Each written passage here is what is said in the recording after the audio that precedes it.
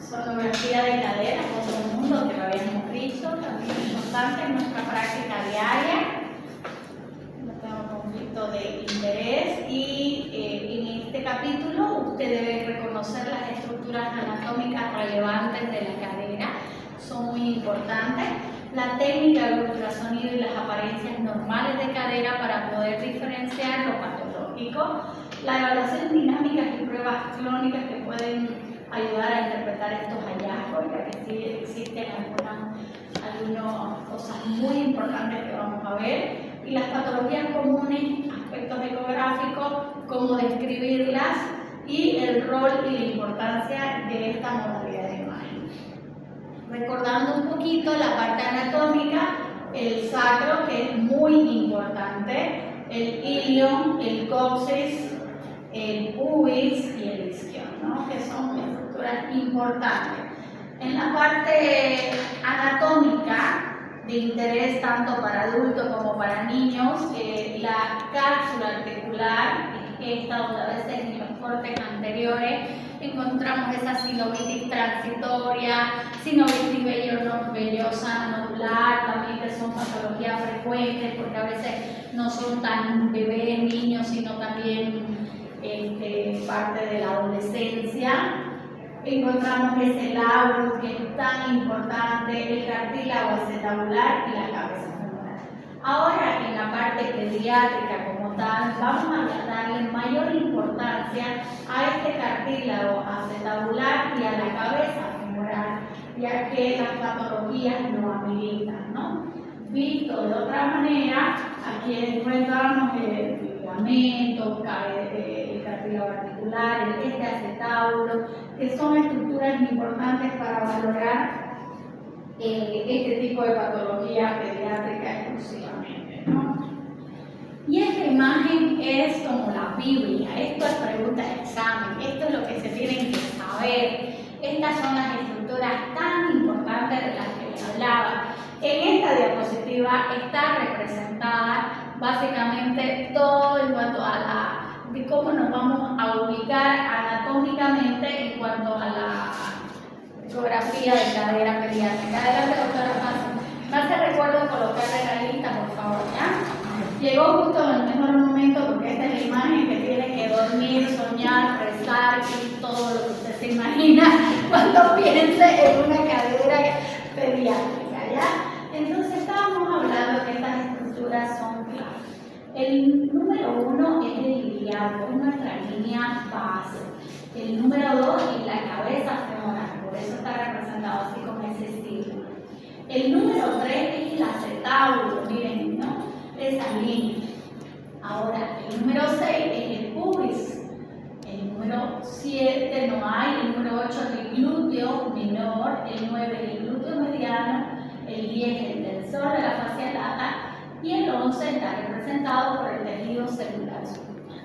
Entonces, esa imagen tenemos que estar ubicando. No, después vamos a tener unas horas de ir revisando qué hay en la literatura, dibujarlo y por lo menos ver en grupo qué ven en la literatura en cuanto a ecografía pediátrica, ¿ya? Y está representada en esta imagen, que es como vamos a sacar nuestra imagen. Ese es nuestro objetivo. Esa es la imagen cadera pediátrica, ¿no? Justamente el ilíaco, que es el número 1, 2 es la cabeza femoral, 3 es el acetábulo, que está aquí, el 6 el pubis, el 8 el glúteo menor, el glúteo mediano, el tensor de la fascia lata y el tejido celular subcutáneo. Existen técnicas. Las técnicas, aquí las tenemos, justamente un poquito de la técnica de Bartolani, ¿no? Que primero, ¿qué es lo más importante? El examen clínico. El pediatra nos va a mandar, digamos, ¿no? La sospecha de una probable displasia, subluxación de cadera, siempre nos mandan y más o menos a las 4 a 12 semanas de nacido, ¿no? Entonces es el mejor momento para poder evaluar este tipo de pacientes. ¿Por qué? Por el tema del cartílago, ¿no? Entonces, si es que nosotros valoramos más adelante, ya no podemos valorar estas estructuras por la maduración y ya no hay una buena ventana clínica. Entonces, estas son las posiciones para activar la articulación coxofemoral, luego transversal, con flexión y abducción forzada, ¿no? Como posición fetal lo ponemos al bebé, ¿no? Y entonces en ese momento, como flash, ponemos el transductor en la cadera, en la cabeza femoral, ¿verdad? Bueno, patologías, como decía Mo, podemos encontrar, y esto es como si fuera el corte normal de la cadera, como ustedes ya lo han avanzado con mi colega, la doctora Mayra, ¿verdad? Esta es una sinovitis, un derrame articular, a veces son más evidentes, sabemos que tenemos que flotar, tenemos que colocar un power doppler para ver el tema de la vascularidad. Bueno, esta es la doctora Paz, por favor, me hace recuerdo anotar una lista, ¿ya? Entonces, el derrame articular. Son importantes las sinovitis. Las sinovitis son importantes también porque son causas de cojera atraumática. Viene la mamá desesperada que no puede caminar, con una historia aproximadamente de 3 a 14 días de duración. Normalmente son bilateral y la edad frecuente es de 2 a 9 años, ¿no? Donde los chicos se caen, corretean y uno dice, ¿qué será? Causas desconocidas, muchas veces asociadas a infecciones respiratorias agudas, y bueno, a veces esta sinovitis o derrame articular, a veces hay que darle antibióticos y a veces hacerle un seguimiento, pues, ¿no? Pero normalmente con antibióticos, con cuidado, mejoran, ¿no? Pero aparecen con esa cojera y, bueno, pues como padre cualquiera se asusta, ¿no? Pero es tan importante conocer un poquito los antecedentes del paciente, conocer cómo empezó la cosa, y ahí uno como ecografista, porque tenemos que ponernos un poquito en el mundo de que somos ecografistas hace rato, pero a veces conversamos con el médico clínico, el pediatra, y le decimos, disculpe doctor, y mire, yo vi esto y esto empezó con una infección aguda, entonces para direccionar qué antibiótico le puede ayudar, ¿no? Existen derrames articulares y derrames. Existen algunos menores de 3 años por infecciones hematógenas, de características monoarticulares, de características con urgencia rápida, y a veces hay que hacer aspiración de ese derrame y bueno, pues mandarlo a cultivo porque también nos va a ayudar a tener como que un panorama más, ¿no? A veces lo hacemos ecodirigido, que es lo ideal por si un niño, y ya uno, con el colega pediatra, el reumatólogo, el traumatólogo aspira, o el médico clínico, ¿no? Le aspira, lo manda a analizar y ya con eso se va a hacer como un tratamiento más direccionado. Muchas veces con antibióticos, pues no, entonces la causa es lo que estamos viendo. Y esto, si no hacemos un tratamiento, empeora, ¿no? ¿Qué es lo que vemos aquí? Vemos esta zona anecoica, heterogénea con áreas hipericogénicas. Aquí también tenemos esta irregularidad de la cortical, como que tiene aquí unos distritos celulares. Entonces nos habla de mal aspecto, digamos que puede complicarse, pero si es niño. Y adicionalmente a eso, hay que ver el doble, ¿no? Si hay vascularidad, si es activo, si es crónico. Los derrames articulares por artritis séptica, aquí ya estamos viendo un poquito también, esto más anecoico, con contenido supurativo, con vascularidad doble, un grado 2/3, o sea, sobre 3. A veces cuando hacemos ecografía, doloroso la sonocompresión, poco compresible, ¿no? Ver qué otras cosas pueden estar pasando. En las osteomielitis, justamente ayer un colega reumatólogo igual que hace ecografía, pero más músculo esquelético, no tanto en patas blandas, yo también hago patas blandas. Y me comentaba de una paciente con osteomielitis adulta y me decía, en mi vida había visto que la habían operado y ya después de tantos antibióticos la operaron en Tokio, creo. Después de mucho tiempo tenía unos sectos en el tejido celular subcutáneo, aumentos de partes blandas y tenía una paniculitis secundaria. No terminó de recuperar prácticamente, ¿no? Entonces, cuando yo me dijo, no, sí es frecuente, le digo, bienvenida doctora, buenas tardes. Me hace recuerdo colocarla en la lista, por favor, ¿ya? Entonces, después de las secuelas, aparte de por más que sea operada quirúrgicamente, deja fuera el tejido celular subcutáneo esas lesiones, ¿no? Buenas tardes, ¿cómo están? Me hace recuerdo anotarla en la lista después, ¿ya? Pase, por favor. Estamos hablando de osteomielitis tricéptica. Entonces, a veces esas paniculitis que no solamente afectan a la parte ósea cartilaginosa, parte blanda, puede afectar también al tejido celular subcutáneo como tal. Entonces, las metástasis son causas frecuentes, afectación irreversible de las epífisis, vienen con características de un dolor con una posición antiálgica, lo que les dificulta la movilización. Es más frecuente en varones, en neonatos y lactantes, en la prematuralidad, infecciones de piel, catéter venoso central previo, heridas, infecciones por varicela, tuberculosis. Entonces, eso es lo que van a ver en cadera, ¿no? Y dice uno, a ver, todas estas características hay que rescatarlas cuando nos llegan este tipo de pacientes, ¿no? Aquí podemos ver signos de osteomielitis, digamos, ¿no? Esta interrupción de la cortical, ¿no? Entonces, los antecedentes, estas áreas anecoicas, con derrames dolorosos, ¿no? Caídas a repetición. Entonces, ahí nos obliga a sacar el libro de pediatría. Y ahí, bueno, gracias a Dios, mi papá es pediatra y leo bastante sobre estas infecciones. Hay que ver por edad qué infecciones, qué gérmenes, y bueno, qué antibióticos. Todo lo que hacemos en medicina interna, en medicina general, todo lo que nos llega en los hospitales de guardia, ¿no? Lo que hay. Entonces, otra patología frecuente de cadera es la enfermedad de Ledgard-Stacker, que son necrosis avascular aséptica de la cabeza femoral autolimitada. Es más frecuente en varones, en edades de 4 a 10 años. Imagínense que le llega un chico de 10 años, de 5 años con esto, me muero. Entonces es más frecuente en unilateral, uno como padre, ¿no? Correo intermitente, empeora con el ejercicio. Le pide uno, lo primero que le pide es una placa, ¿no? Y ya ve estas características, ¿no? Miren, aquí está con su dosificación, pero aquí es una necrosis. Ahora aprovecho, ya que estoy hablando de esto, también en adultos vemos la necrosis avascular, pero también por el abuso de los corticoides, en las artritis, en lo que la gente se automedica, ¿no? Y a veces los corticoides tienen esos efectos en el adulto, pero en este caso es en las enfermedades del cáncer.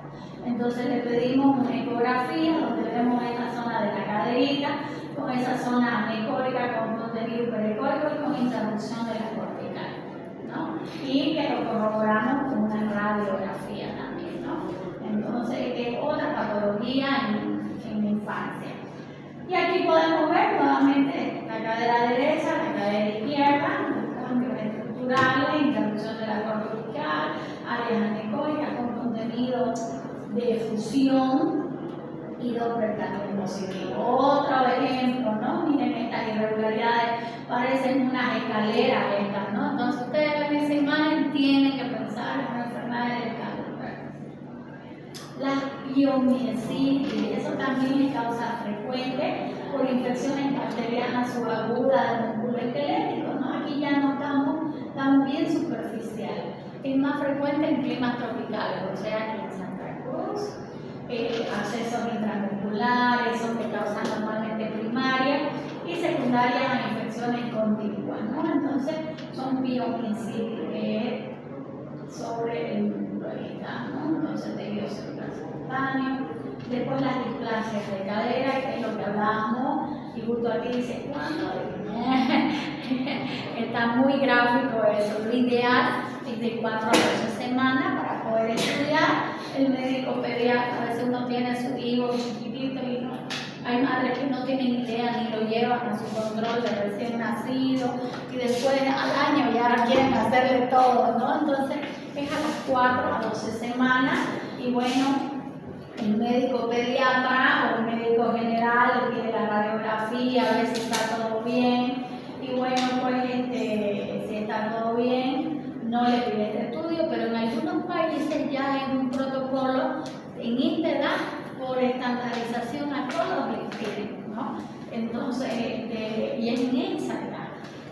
Le piden también a veces de seguimiento a algunos en otra edad, pero lo ideal es en esa edad, siempre que vemos en una placa que esté bien tomada, primero que nada, que tenga la calidad de imagen, que estén los huesos paralelos, ¿no? Y entonces lo veo bien. Y esta es nuestra línea baja, ¿no? La cabeza femoral y los estructurales estructuras tendinosas, ¿no? Miren, displasias de caderas aquí, esta es otra imagen, como podemos ver, y ya vamos a ir midiendo los ángulos, y aquí están las displasias de caderas nuevamente. Para que nos ubiquemos, para los que llegaron tarde, ese es el ABC. Con eso se tienen que soñar. ¿Ya? Entonces, esta es la misma imagen que hace rato tomamos ahí. Y ahora nos representamos nuestro hilo. Vamos a dibujar nuestro hilo. Entonces, después de que bajamos con el hilo, nuestra línea recta al centro, ¿no?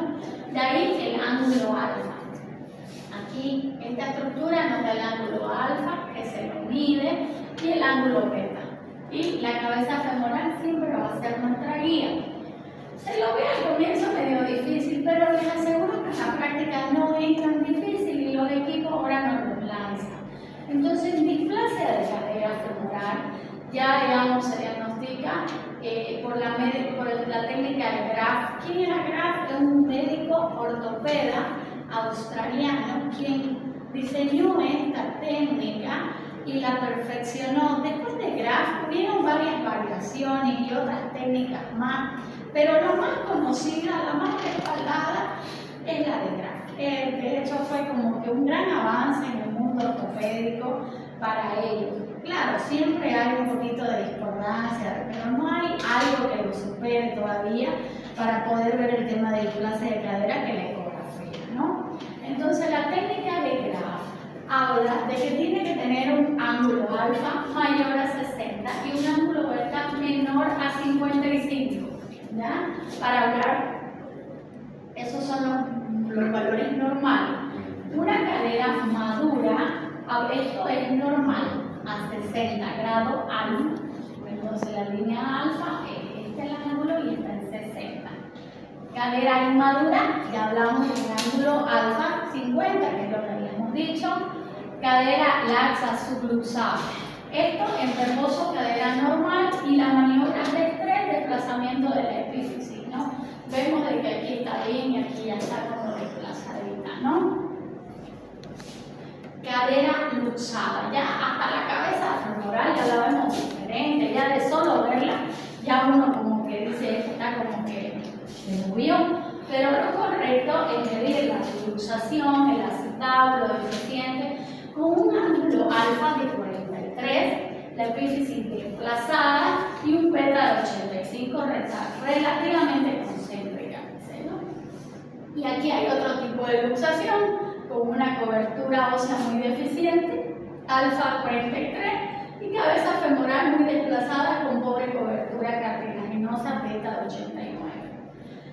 Este es otro método. Les decía que existen otros métodos. Este es el método de Rosenthal, donde habla que normal es el reborde óseo punteado es igual a 60, ¿no? Entonces aquí está punteado, esto es mayor a 60, esto es estable, ¿no? Entonces dice, niña de 4 semanas,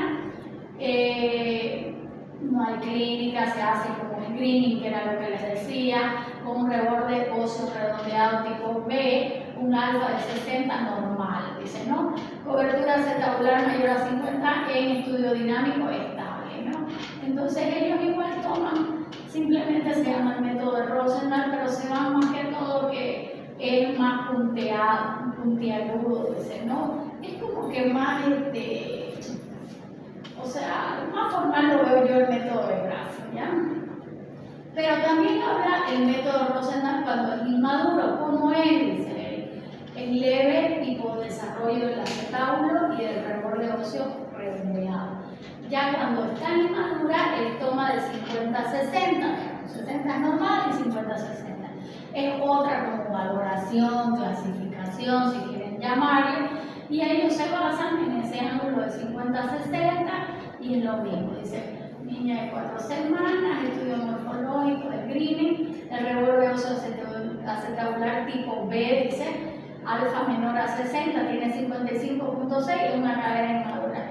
Es prácticamente lo mismo que dice Graf, no sé, creo que pero se los menciona.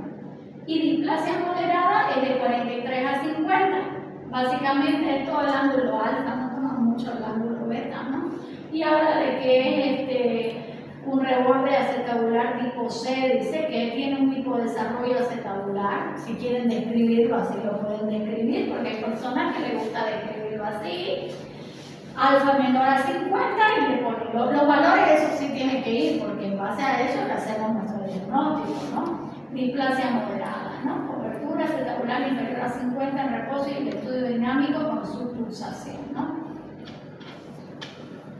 Y aquí en displasia severa, habla que es severo hipodesarrollo acetabular de morfología plana o convexa, ¿no? Entonces, ahí digamos, esta es la displasia severa, que aquí está nuestra línea, y por acá está la cabeza femoral.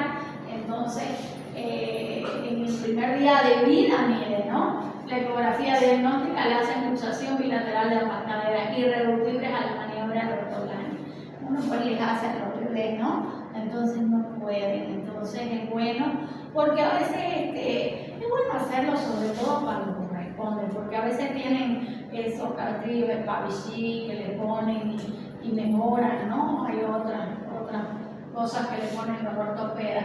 Y esta es otra tabla, si ustedes quieren complicarse un poquito más la vida, esta tabla es más, es lo mismo, pero básicamente es más 1A, 1B, 2A, es como que una subclasificación dentro de todo, ¿no? Con que ustedes por lo menos coloquen el método del graph, ya ustedes quedan finos. Si ustedes quieren lucirse aún más, pueden colocar 1A es madura, techo óseo buena, borde osificado bien definido, techo cartilaginoso largo y estrecho, se extiende bien pasada la cabeza femoral.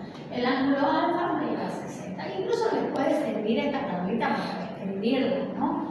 2A madura, buena, generalmente embotada, techo cartilaginoso corto y ancho, pero cubre la cabeza femoral mayor a 60. Y así la van, digamos, como que esta que ya es, digamos, severa, ya está malo, el techo óseo malo, el borde osificado plano. Buenas tardes, doctora. ¿Qué hora es, doctora? Menos cuarto para las 3. Ay, ¿Puede disculpar? no, bueno, pase, me va a hacer recuerdo para que ya.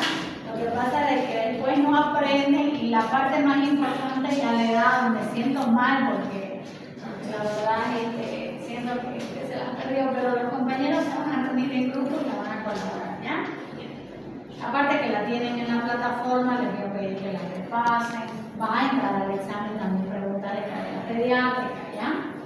Y bueno, pues ya lo voy a ir reforzando la compañera. Estábamos hablando de luxaciones, hemos hablado de los métodos de graph, que es el método más fácil y con mayor trayectoria. Entonces, normal, nuevamente el ilíaco, la cabeza femoral, el acetábulo y el pubis.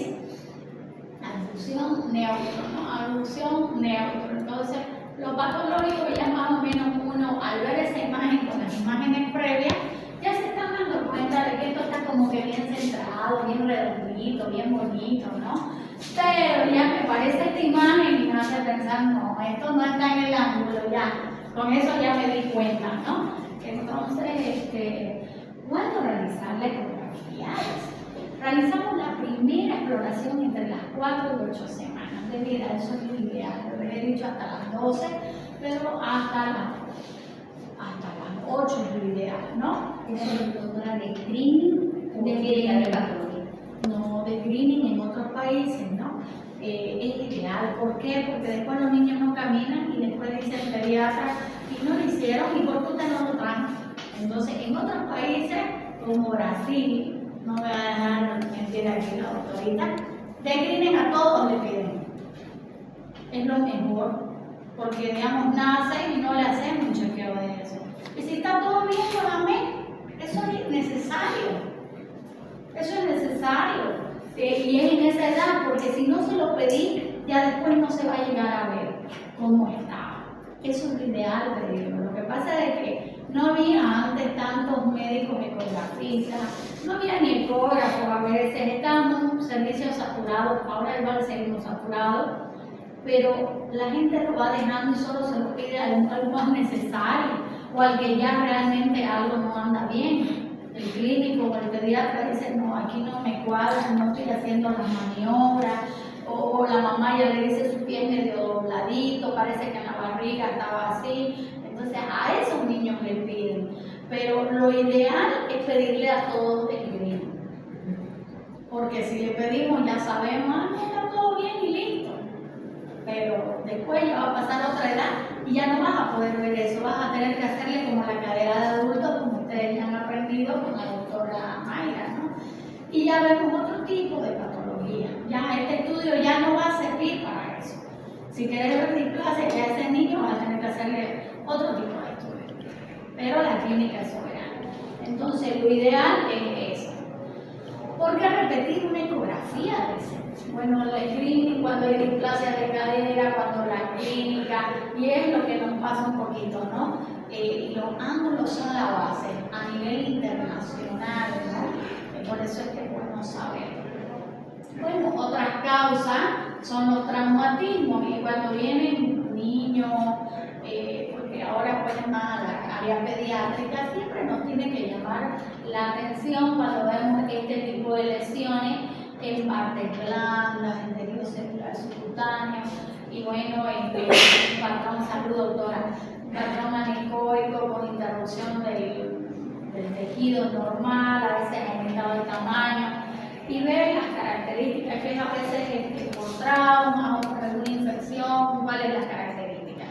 Y ahora que hay tantos problemas, o nos escuchamos más a nivel de la tele, nos tiene que hacer llamar la atención y describir un poquito estas zonas. Al examen físico se evidencia un hematoma de características rojas, azul, porque nosotros como médicos no estamos libres de ser testigos de cualquier cosa y tenemos que reportar, porque el día de mañana usted ve esto, vienen por un control como ya se está viendo, y ustedes pueden ser testigos claves para cualquier investigación.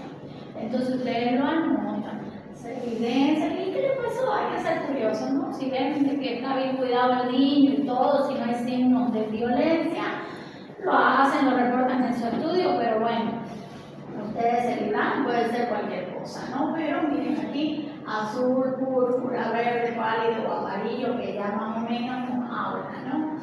Los procesos neoformativos también nos pueden aparecer, no porque sean niños no tenga algún proceso neoformativo.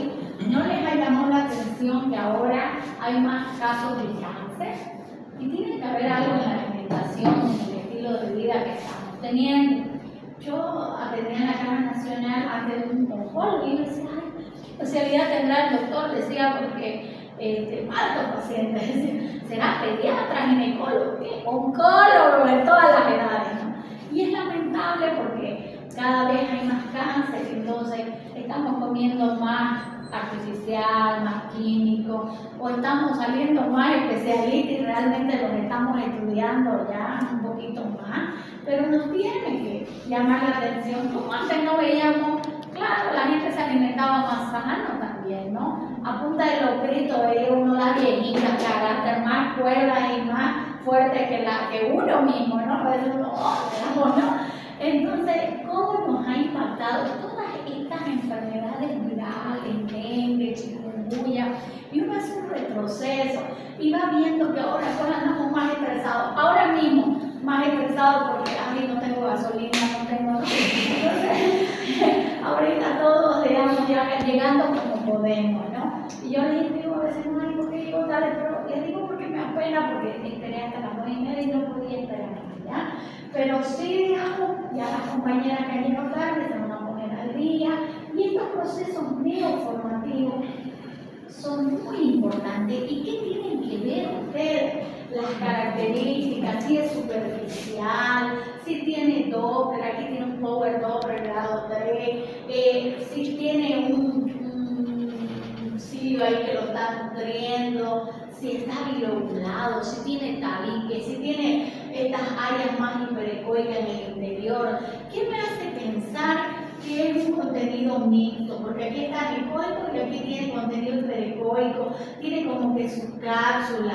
¿Qué le interesa al cirujano? Es superficial, a veces mido la distancia de la piel aproximada es tanto, ¿no? Entonces, cuando ven algo con Doppler así, siempre pensar en algo más lindo, mandarlo con carácter urgente a su médico tratante para que estudie a fondo, ¿no? Porque todo a tiempo tiene solución. Retroalimentación, entonces los cortes ecográficos de cadera tienen ya su protocolo, que ahorita va a volver para la compañera. Las patologías frecuentes valoradas por ecografía de cadera son frecuentes y ahí termina mi presentación. Gracias. Y esta es la diapositiva clave para que ustedes, porque vamos a colocarnos en grupo un ratito, para que ustedes, veamos, sepan que esa es la clave, sobre todo en displasia de cadera, que la causa más frecuente. Ahorita uno dice, nada más generaliza, ¿no? Pero el día que no lo hacen, el servicio se incomoda, ¿no? Hay una displasia o hay una prueba para niños y ahora nos piden más, nos estamos dando cuenta que ahora nos exigen más en los hospitales para contratarnos, tienen que ahogar uno todo, ¿no? Entonces uno tiene que estar preparado porque llegan casos así como que hay ese casito raro, digamos, ¿no? Entonces yo recomiendo de que bueno, que repasemos, veamos los puntos clave. El tema de cadera pediátrica difícil no es, lo que sí a veces algunos bebés colaboran, otros no, que recomiendo que bueno, lo coloquen cerca de la camilla y bueno, lo colocamos en esa posición y que la mamá o le da pecho, o le da el biberón, o le pone un dibujito con el celular, o el doctor canta. No, hay que buscarlo porque la verdad es que son minutos claves, ¿no? Y ser lo más rápido posible, ponemos el transductor y ya sale, digamos, ¿no? Entonces ya después de que tomamos nuestra imagen, ya sacamos los ángulos, es muy fácil con el ecógrafo, porque ya ahora, gracias a Dios, es más sencillo todo.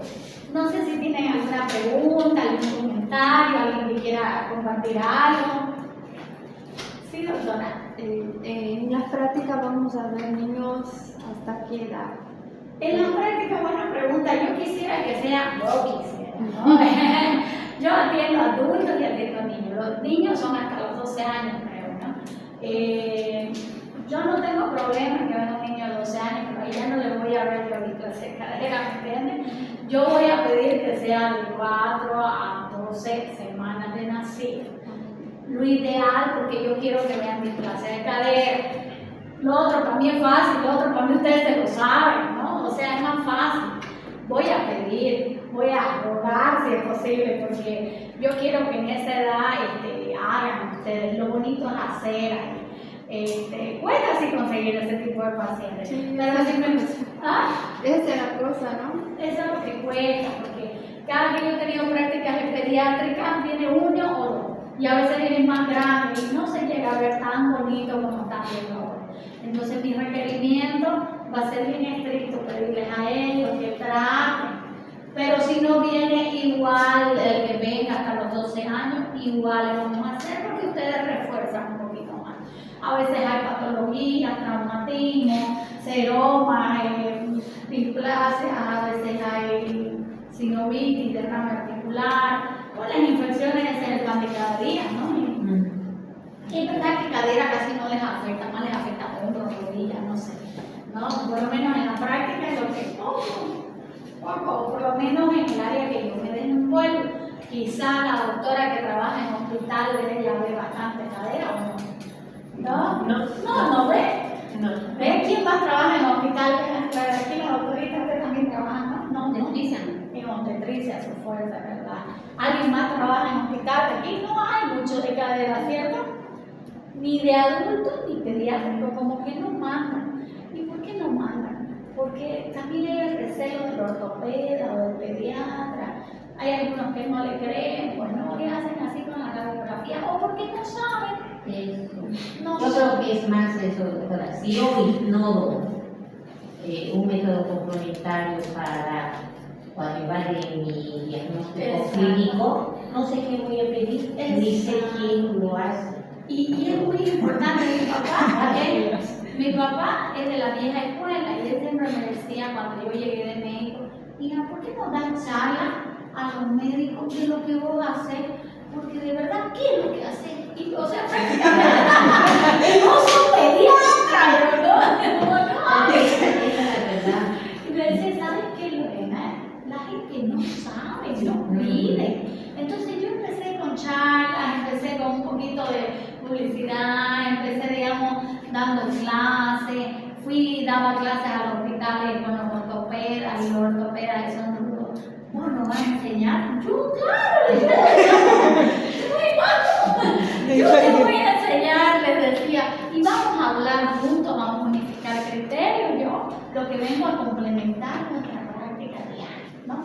Entonces ya ustedes tienen ya como que un camino recorrido, porque sí, incluso ecografía pediátrica es un módulo como adicional que Francisco se va a dar a ustedes, no es como que en todos lados le van, ¿no? Por eso se van a extrañar que algunos médicos no lo hacen, ¿no? Yo la verdad me interesó, pero realmente es una pena, pocos son los que hacen también. Hay gente que no le gusta, hay gente que no los conoce, hay médicos ecografistas que no lo hacen porque se dedican más a otras áreas. Y eso es lo que a veces me dicen, ¿por qué no hace ecografía abdominal? Porque yo, la verdad, mi fuerte es otro tipo de ecografía. Yo me formé con mi relación con mi especialidad.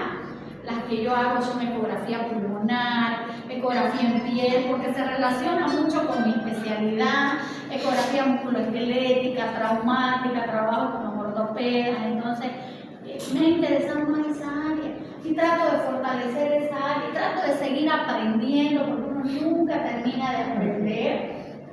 Y es bonito, pues, ¿no? Hacer lo que le gusta. A mí me encanta la doctora Patricia, su fuerte es ginecología, escucha, le mete con todo. Aquí la doctora es 4x4 en la caja, imagínense.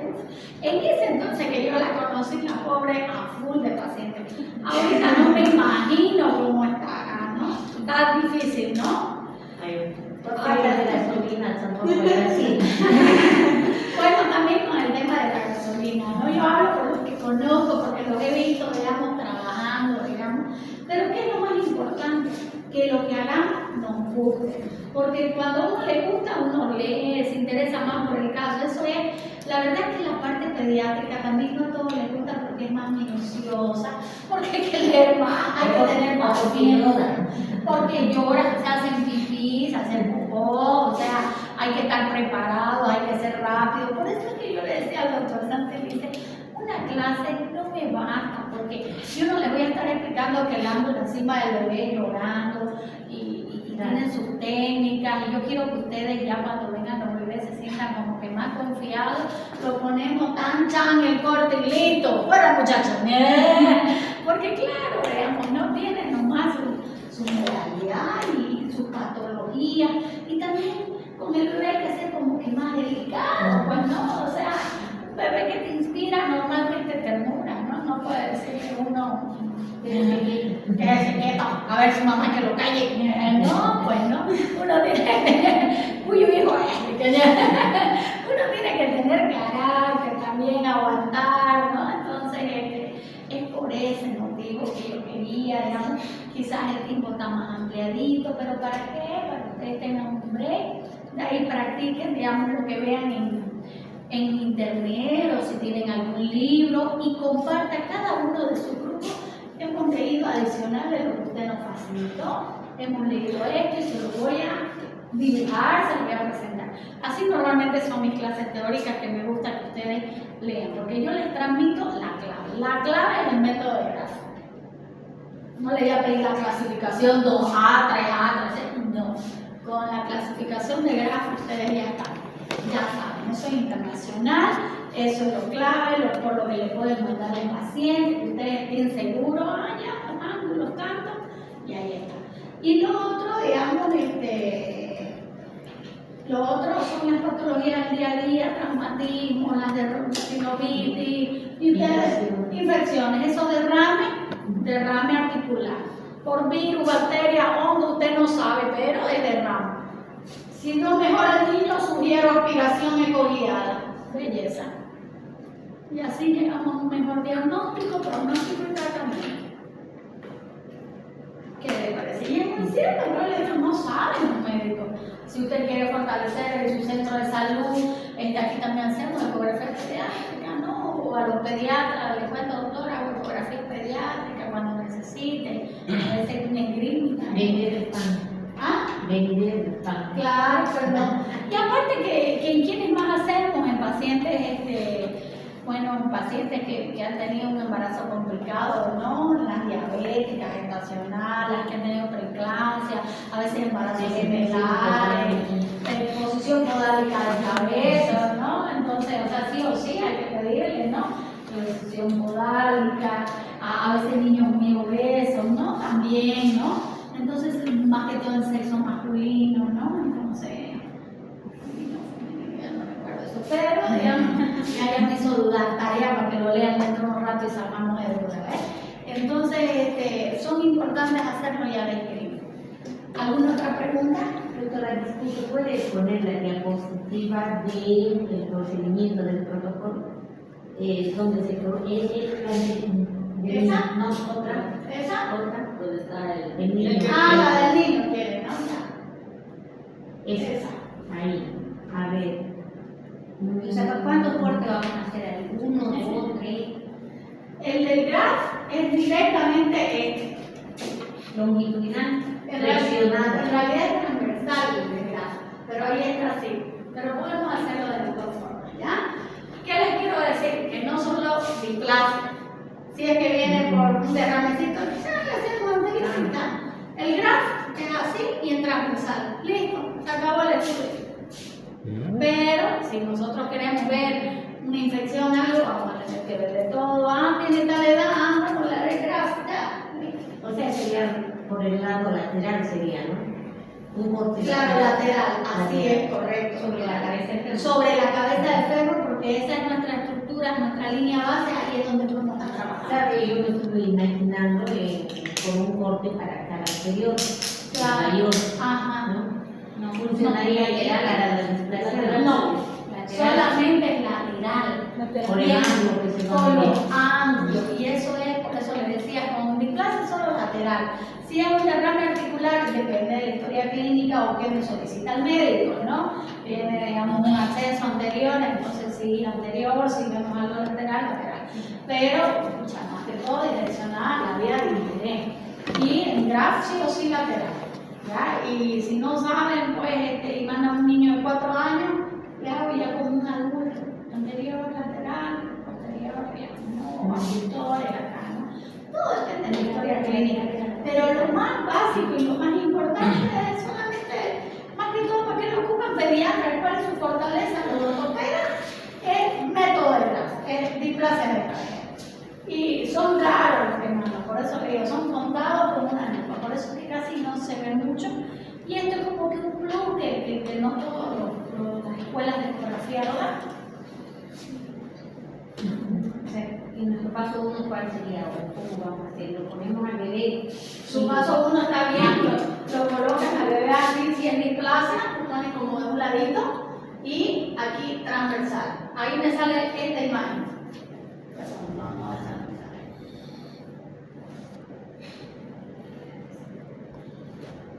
Esa imagen no va a salir. Aquí está más nítida. Esta imagen. Ese es nuestro bebé, digamos. Esa es la imagen. Entonces, ahí después de eso, ya que hacemos, medimos. La medida me va a dar el ecógrafo. O sea, lo ponemos en posición fetal, ¿no? Ajá. Posición fetal, y ahí ponemos El transductor en en transversal. transversal sobre la cabeza femoral. Y ahí les da los ángulos. Siempre pensamos en línea mi línea base, ángulo alfa, ángulo beta. Y el ecógrafo te lo da. Y si no te lo da, hay formas de hacerlo. ¿Cómo es? En el ecógrafo yo te voy a enseñar. Pero poníamos, hasta ahí tenemos una línea acá y una línea acá. Y te lo hace. 3 líneas serían. 3 líneas. Como cuando Línea decimos base. el ángulo cardíaco. Ajá. 3 líneas. Así Ya. ¿Ya? No es más. Y esa imagen que la doctora anteriormente te vio que el bebé estaba inflexionando las piernas. Es más que todo para ver otro tipo de patología, Como por ejemplo, ¿cuál es la doctora? derrame, derrame celular, abscesos, hematomas. Pero en sí, el protocolo como dice ponerlo así en posición fetal para tratar, ¿no? Para la displasia. Para el caso. Sí. Después ahí veo que Aquí le está viendo ¿verdad? Aquí le está viendo como cadera de adulta, los músculos, sus huesitos. Que también lo podemos ver conmigo, les hago, ¿no? Vamos a aprovechar al máximo al bebé si colabora, claro. Si no llora. La ecoestructura de un bebé, mucha es bella, pues no es como la de una persona mayor, porque tiene más líquido, o de los deportistas, tienen una ecoestructura más bonita, ¿no? Así, depende cómo ha sido la ecoestructura. Depende. Puro frechón, ¿no, doctora? Puro frechón, ¿no? Frechón, ¿ves? El otro día hablaba justamente con un paciente boliviano, porque vive su hija en Brasil. Me decía que hasta la abuelita del frijol se la dan a los bebés como alimento. Usted debería dar. Sí, cuando estamos en la introducción alimentarse. Sí, miren qué interesante, tantas propiedades que tiene el frijol, ¿no? Y son pues deportistas fuertes, así que se conservan. Es que es importante la alimentación, ¿no? De los niños también, ¿no? Y bueno, ahora que están en tiempos difíciles no hay que desperdiciar nada. Así. Bueno, chicos, no sé si tienen otra pregunta, algún otro comentario, idea de qué hora es. 3:20. 3:20. ¿Les parece un break? Y de ahí volvemos a armar los grupos para que cada uno revise ciertas cosas en el internet y de ahí compartamos con los grupos para hacerlo más dinámico y no nos aburramos. Y así compartimos y aprendemos, ¿ya?